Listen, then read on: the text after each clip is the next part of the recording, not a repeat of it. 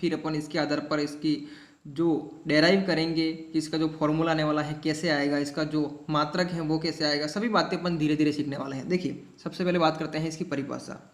परिभाषा कहती हैं कि दो स्थिर, क्या कहती हैं कि दो स्थिर बिंदु आवेशों,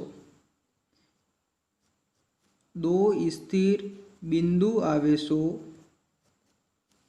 के मध्य लगने वाले, दो स्थिर बिंदु आवेशों के मध्य लगने वाले आकर्षण,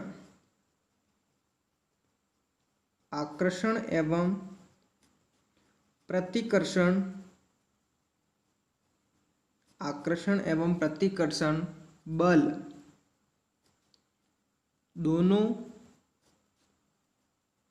दोनों आवेशों के परिमाणों, दोनों आवेशों के परिमाणों के गुणनफल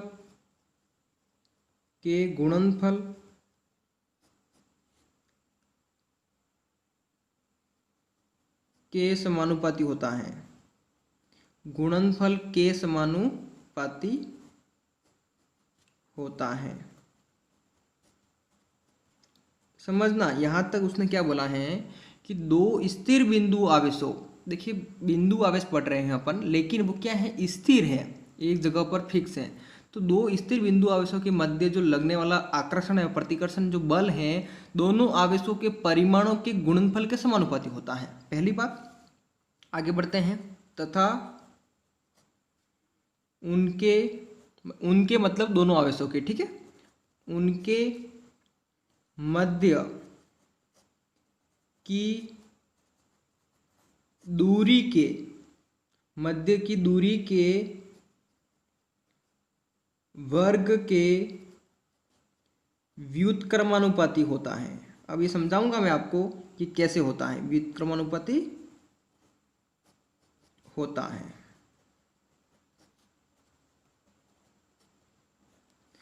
देखिएगा क्या डेफिनेशन हुई कूलॉम के नियम की, कि दो स्थिर बिंदु आवेशों के मध्य लगने वाले आकर्षण एवं प्रतिकर्षण बल दोनों आवेशों के परिमाणों के गुणनफल के समानुपाती होती है। बात क्लियर। दूसरी बात, उनके मध्य की जो दूरी है, दो जो आवेश हैं, स्थिर आवेश हैं, उनके मध्य की जो दूरी है वो क्या है, उस बल के, क्या है, मतलब जो दूरी है उसका अगर अपन वर्ग करेंगे वो उस बल के व्युत्क्रमानुपाती है। ये कैसे बनेगा, इसकी डेफिनेशन से अपन कैसे फॉर्मूला निकालेंगे, वो सब सीखने वाले हैं। अब देखिए थोड़ी सी बात और जान लेते हैं इसके बारे में। यह बल दोनों आवेशों को मिलाने वाली रेखा के अनुदिश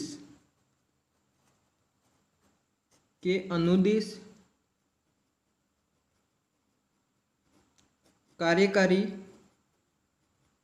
होता है तथा माध्यम की प्रकृति पर निर्भर करता है। पहले आप नोट कर लीजिए, फिर मैं आपको समझाता हूं कि इसकी लैंग्वेज क्या कह रही है।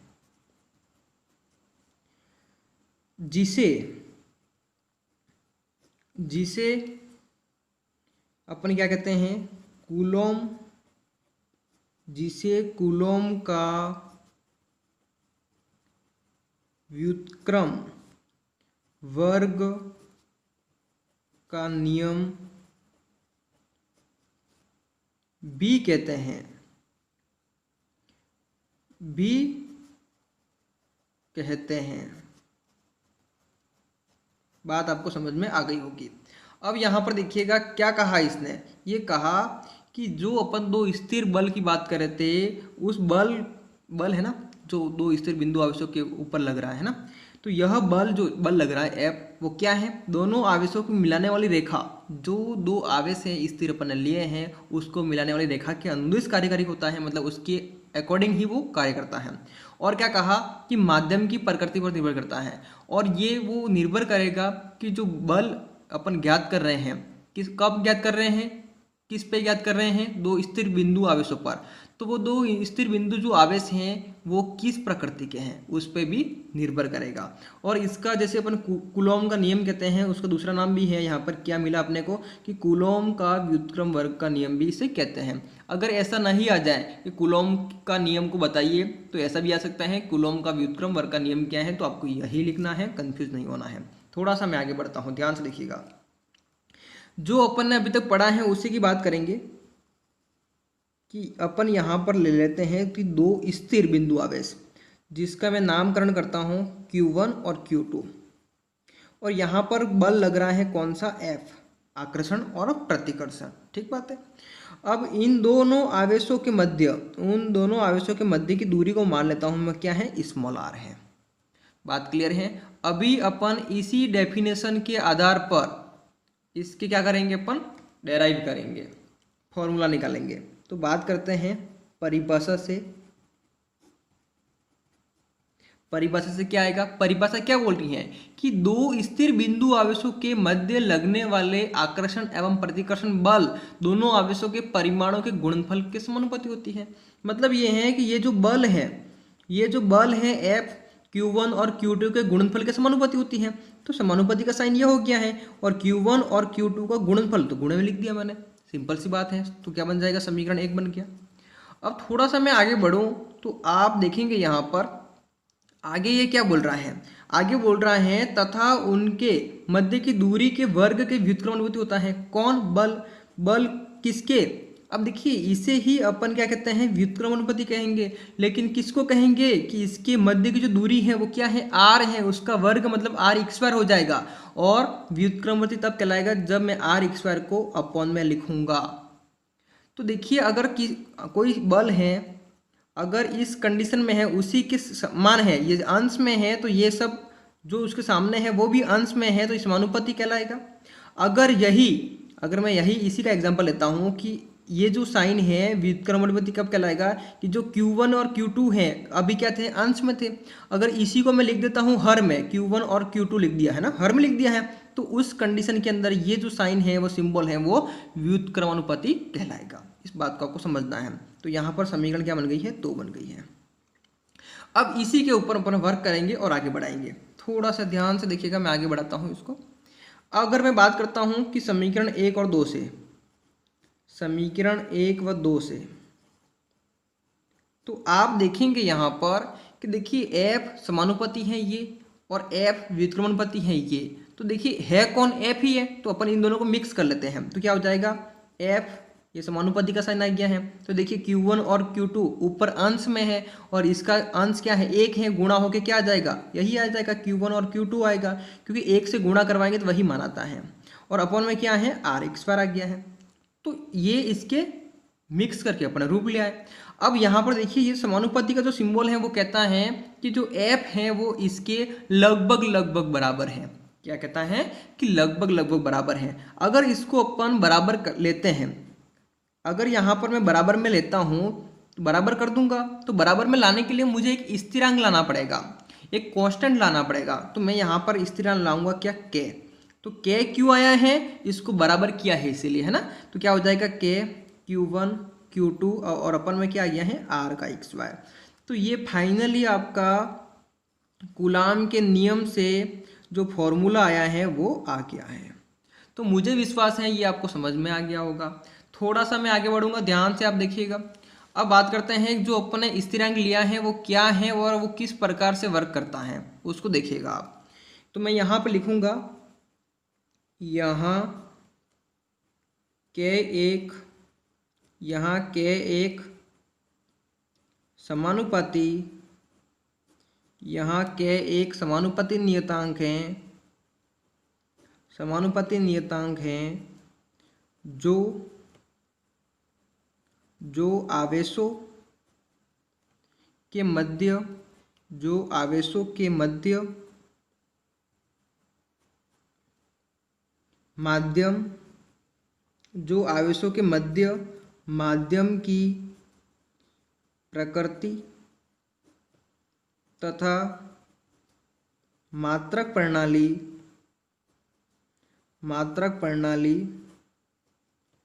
पर निर्भर करता है। बात क्लियर है? सिंपल सी डेफिनेशन बोली इसने कि अपन ने जो के माना है बराबर करने के लिए वो कैसे आया है और क्या है। जो के है वो क्या है? के एक समानुपाती नियतांक है जो आवेशों के माध्यम की प्रकृति पर तथा मात्रा की प्रणाली पर निर्भर करेगा।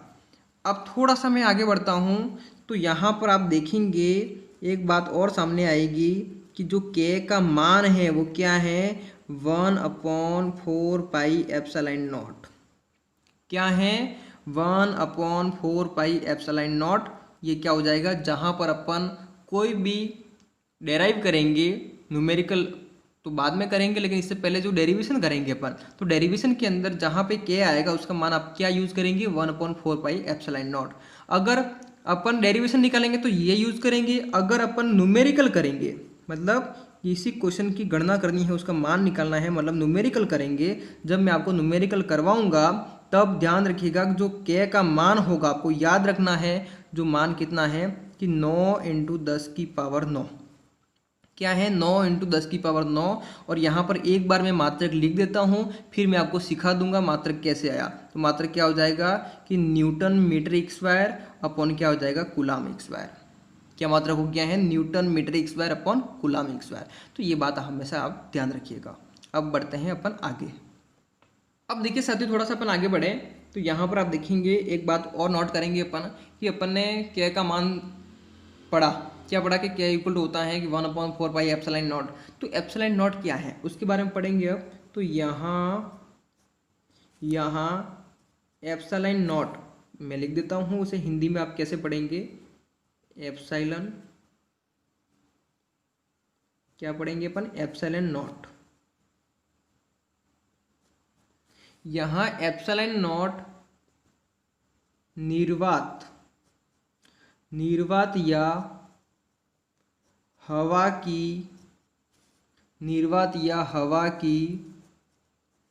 विद्युतशीलता है। बात क्लियर है? तो यहाँ पर अपन ने देखा कि जो एप्सिलॉन नॉट है वो क्या है? वो निर्वात या हवा की क्या है? विद्युतशीलता है।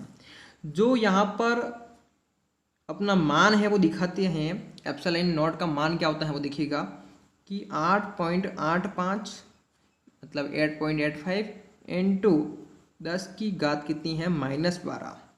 8.85 इंटू 10 की घात -12। इसका जो मात्रक हो जाएगा वो क्या हो जाएगा? कूलाम का स्क्वायर न्यूटन मीटर स्क्वायर। ये मात्रक कैसे आए हैं वो मैं आगे सिखा रहा हूँ, घबराइएगा मत। बात क्लियर है? अब यहाँ पे अपन बात करेंगे जो अपन ने के पढ़ा था। आपको ज्ञात होगा कि अपन ने के पढ़ा था, क्या था कि 1/4 पाई एप्सिलॉन नॉट। मैंने एक बात बोली थी, इसका मात्रक क्या है कि newton metre square upon coulomb square. आप याद रखिएगा। तो ये मैं आपको अभी निकाल के बताने वाला हूँ।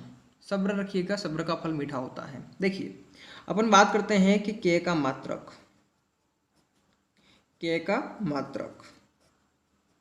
देखिएगा, धीरे धीरे पढ़ेंगे अपन बिल्कुल ही शानदार तरीके से। तो के का मात्रक निकालना है तो अपन के कहाँ से लाए हैं? कूलाम के नियम से।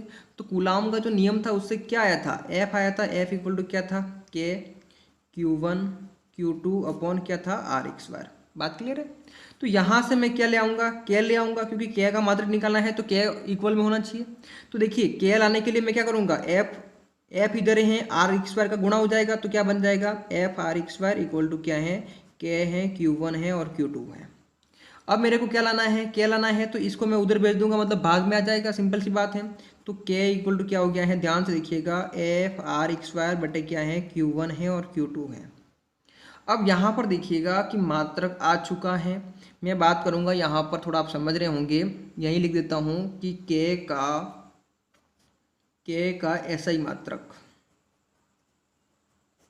किसकी बात कर रहा हूँ? के का एसआई मात्रक। इस बात को समझना आप, है ना, कि यहाँ पर मैंने क्यों लिखा है तो साथ में आपके क्लियर हो जाएगा। अगर मैं ऐसा ही मात्रक की बात करता हूँ, देखिएगा कि बल का मात्रक क्या होता है, न्यूटन होता है। दूरी को अपन किस में मापते हैं, दूरी को अपन किस में मापते हैं, मीटर में मापते हैं, बात क्लियर है। और आवेश का मात्रक क्या है, कूलाम है। तो दो आवेश है तो कूलाम का एक स्क्वायर हो जाएगा। तो सिंपल सी बात है, तो के का यहाँ पर जो मात्रक होगा ऐसा ही मात्रक होगा, वो क्या हो जाएगा, ध्यान से देखिएगा कि के इक्वल टू, के का अपन बात कर रहे हैं, ऐसा ही मात्रक की बात कर रहे हैं। एफ का क्या है, बल का क्या मात्रक है, न्यूटन है। दूरी को किस में मापते हैं अपन, मीटर में। दूरी को अपन किस में मापते हैं, मीटर में। दूरी एक स्क्वायर है तो क्या हो जाएगा, मीटर का एक स्क्वायर। अपन में क्या है, आवेश का मात्रक कूलाम है, दो आवेश है तो कूलाम का एक स्क्वायर हो जाएगा, मतलब सी का एक स्क्वायर। तो यहाँ पर मैंने बताया था आपको याद रखना है, और यहाँ पर मैंने बता दिया है निकाल के। तो मुझे विश्वास है आपको अच्छी तरह से समझ में आ गया होगा। थोड़ा सा मैं आगे बढ़ूंगा और के का जो मात्रक पढ़ लेते हैं अपन, सीजीएस पद्धति में पढ़ेंगे, ध्यान से देखिएगा। अब यहाँ पर मैं लिख देता हूँ क्या, सेकंड। ये तो अपने फर्स्ट देख लिया। अब बात करते हैं सेकंड। ये बात करते हैं के का सीजीएस पद्धति में मात्रक। ऊपर वाला पढ़ा है वो ऐसा ही पद्धति है। अब बात करते हैं सीजीएस पद्धति। वही होगा कि के इक्वल टू क्या रूप आ गया है कि एफ आर स्क्वायर बटे क्या होता है, Q1 Q2। बात क्लियर है ना, ये पढ़ लिया अपन ने। अब इसी का तो अपने को क्या निकालना है, मात्रक। तो देखिए कि सीजीएस पद्धति में बल का जो मात्रक होता है वो क्या होता है, डाइन। क्या होता है, डाइन। बात क्लियर है। अब देखिए इंटू में है तो यहाँ इंटू लिखूँ तो लिख देता हूँ। अब देखिए सीजीएस पद्धति में दूरी को मापते हैं अपन सेंटीमीटर में, तो दूरी एक स्क्वायर है तो यहाँ पे क्या हो जाएगा, सेंटीमीटर का एक स्क्वायर। और एक बात और ध्यान रखिएगा कि आवेश का सीजीएस पद्धति में जो मात्रक है वो क्या है, स्टेट कूलाम है। तो यहाँ पे देखिए दो आवेश हैं तो क्या हो जाएगा, आवेश का एक स्क्वायर है, मतलब स्टेट कूलाम का होल एक स्क्वायर हो जाएगा। तो यहाँ पे लिखूंगा मैं स्टेट कूलाम, और स्टेट कूलाम का यहाँ पे क्या हो जाएगा, होल एक स्क्वायर। तो ये क्या है, के का मात्रक है। किस पद्धति में, सीजीएस पद्धति में। अच्छी तरह से आपको समझ में आ गया होगा। अब यहाँ पर देखिए अपन आगे बढ़ेंगे। अब पढ़ने वाले हैं अपन कि एक कूलाम की परिभाषा। बहुत ही इंपॉर्टेंट है, बहुत बार आ चुका है एग्जाम के अंदर, बोर्ड एग्जाम के अंदर। तो ध्यान से देखिएगा। अपन पढ़ने वाले हैं क्या, एक कूलाम की परिभाषा। एक कूलाम की परिभाषा।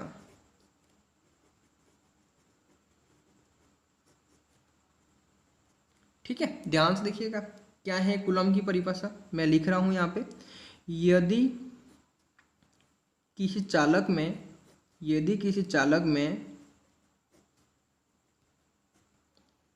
1 एम्पियर, 1 एम्पियर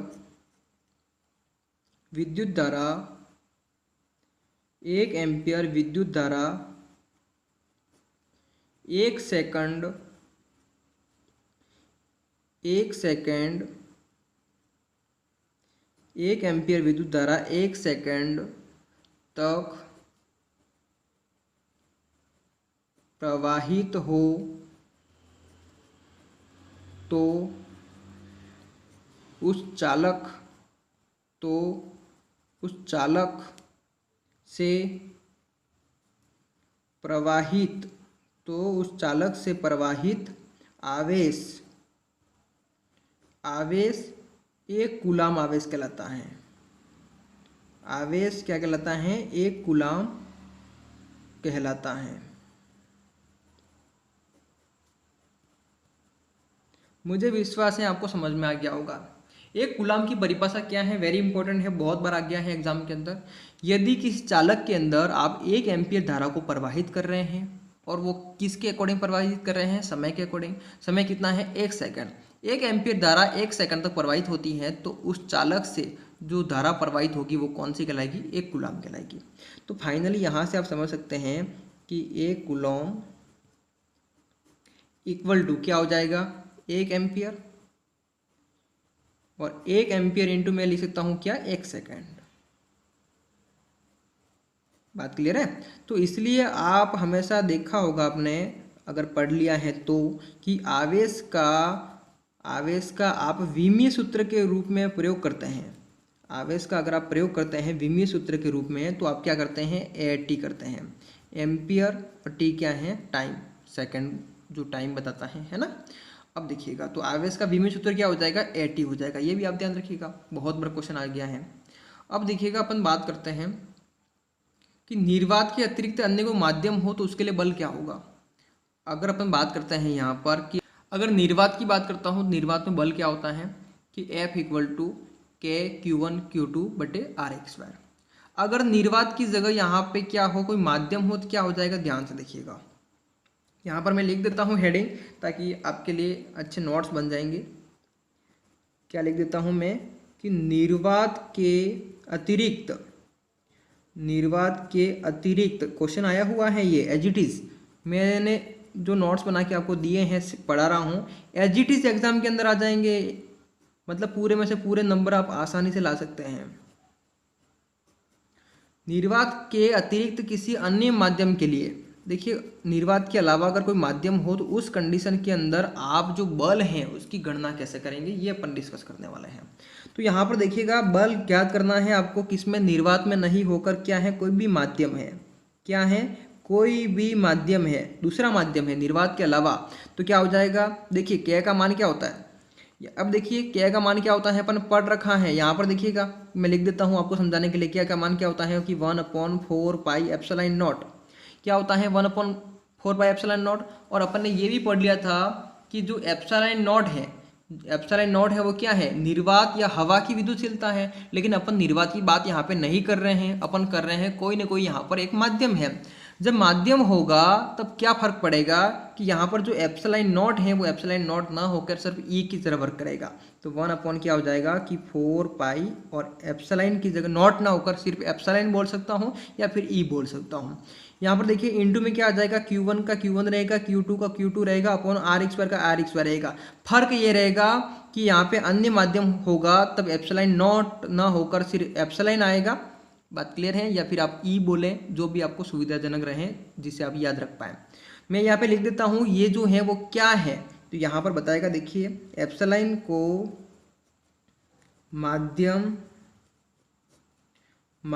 की निरपेक्ष विद्युतशीलता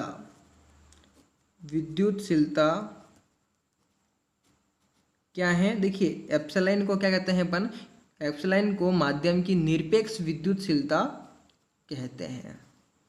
ये बात आपको समझ में आ गई होगी। बहुत ही शानदार तरीके के नोट्स बन जाएंगे आपके, यहाँ से एक भी क्वेश्चन बाहर नहीं जाएगा। साथियों, आज जो क्लास हुई है वो आपके लिए बहुत अच्छी रही होगी, मुझे विश्वास है आपको अच्छी तरह से समझ में भी आया होगा। और इसी तरह से आगे पढ़ने के लिए आप कमेंट्स करके जरूर बताइएगा मुझे कि आपको जो कूलाम का नियम है अच्छी तरह समझ में आया है या नहीं। कोई दिक्कत है तो भी बताइएगा मेरे को। अगर आप